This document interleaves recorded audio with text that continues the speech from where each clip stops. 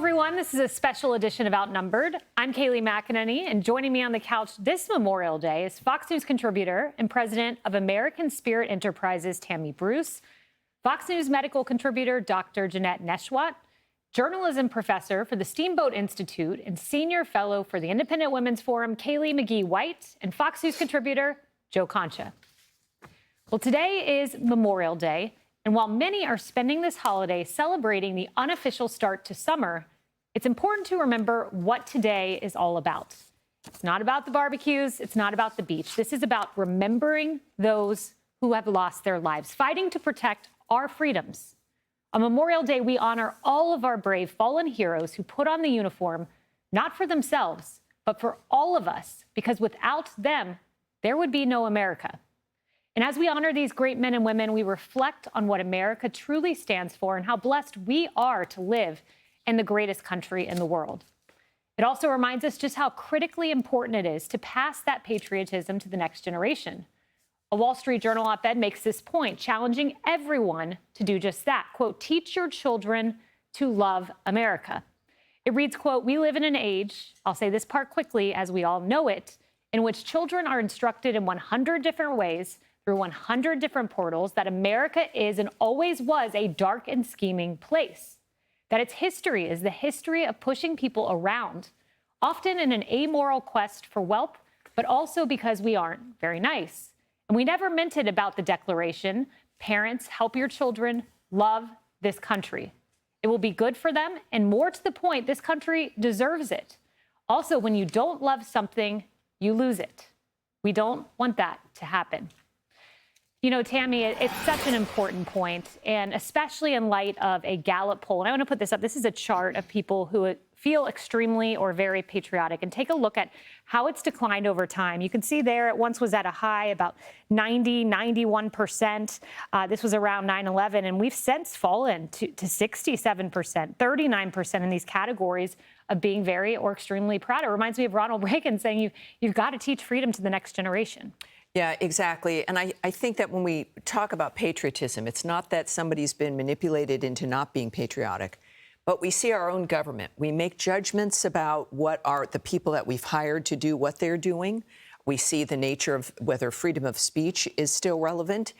If our government cares enough to keep us safe, it's like we vote for these individuals, we pay our taxes.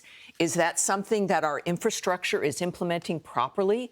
Like, are we just speed bumps on the way for this elite dynamic to live their lives? And part of that is a generation coming into office that really has not, as you've noted, been taught to love the country. So they move into office thinking, well, when you have a president that says America is going to be fundamentally transformed, that kind of began the open acknowledgement that this nation's got to change. Well, not up until that point. I mean, obviously, we continue. No nation's perfect. We continue to work on becoming a better nation and better people.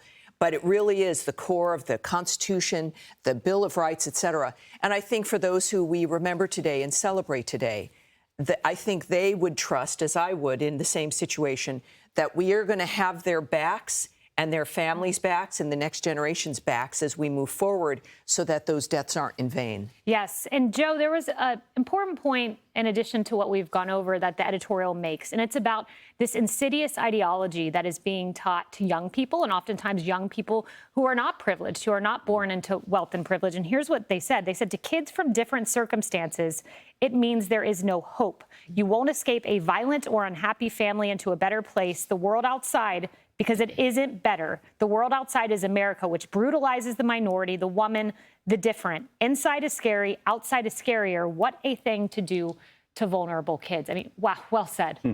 Peggy Noonan, a little Concha trivia, went to college with my dad. I learned this on the way in here today because we're going to talk about this great piece by Peggy Noonan, who really has been a common sense columnist for many, many years. I think a lot of young people may believe this because they have a president who does speeches like the one we heard last week with Joe Biden when he said this, quote, you started college just as George Floyd was murdered and there was a reckoning on race. It's natural to wonder if democracy you actually hear about actually works for you. What is democracy? That black men are getting killed in the street? How utterly despicable that speech was and divisive. And there's a good reason why within this poll, when you peel off the onion a little bit, 60% of Republicans are very proud of their country. More than half of that, only 29% of Democrats are proud of this country. So that's why if you're Donald Trump, be the happy warrior.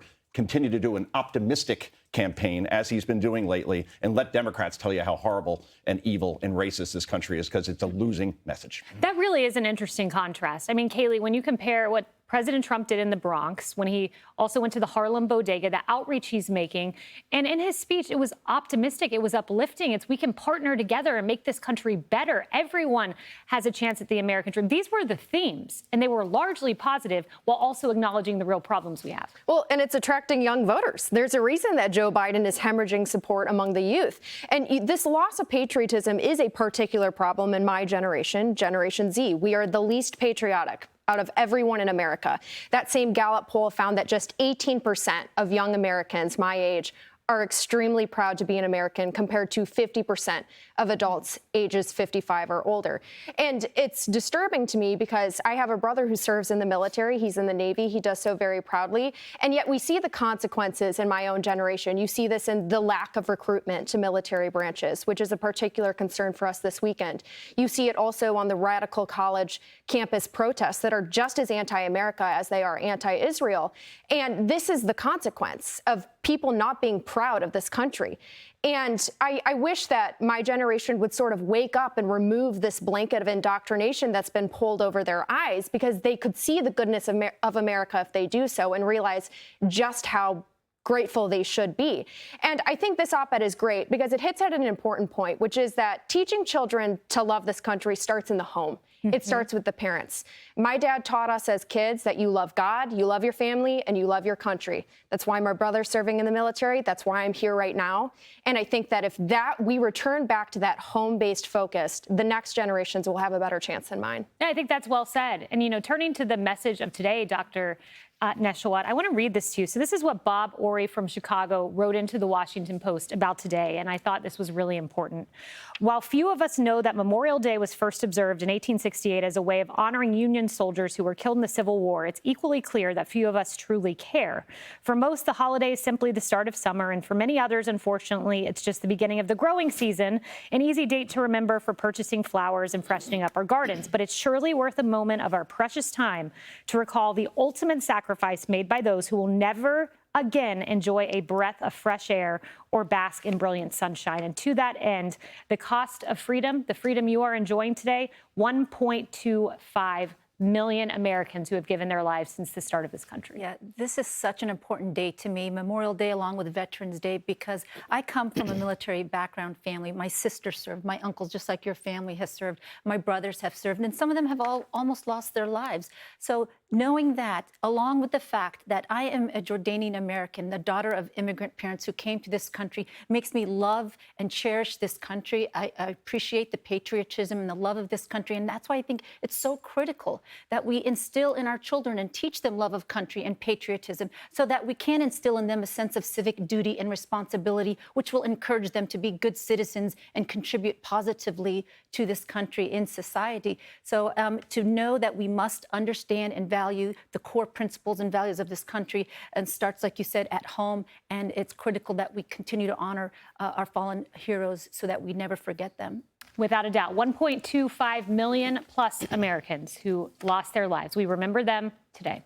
Hey, Sean Hannity here. Hey, click here to subscribe to Fox News YouTube page and catch our hottest interviews and most compelling analysis. You will not get it anywhere else.